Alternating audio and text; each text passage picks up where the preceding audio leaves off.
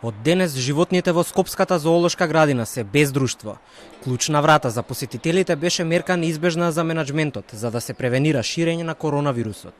Зоолошката вообичаено ја посетуваат многу деца. Има и многу странци за кои таа е неизбежна кога прават обиколка на градот и затоа е една од клучните точки кои треба да бидат изолирани. Не сакаме да ги изложиме на ризик нашите сограѓани, посебно децата, второ и животните на зарази од вирусот корона, така да решивме во координација со градоначалникот, градските власти и министерството, а не определено да биде затворена зоолошка. Првиот ден од препораките на владата за превенција од коронавирус ги испразни и училишните дворови.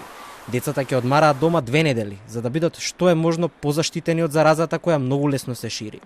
Мала раздвиженост има и во трговските центри. Луѓето се обидуваат да се заштитат со тоа што го избегнуваат јавниот превоз и не одат на места каде што вообичаено има метеж. Јас да избегнувам јавен превоз. Се мијам почесто раце. Бидејќи сум пензионер, седам дома, избегувам гужвата каде што е повеќе и се одидам на чист воздух, например. Еве сега бев таму на паркот, се шетавме така и тоа. Ги нема ниту секојдневните турканици во автобусите на ЈСП, кои ќе возат со изменет возен ред кој секогаш важи само додека учениците се на распуст.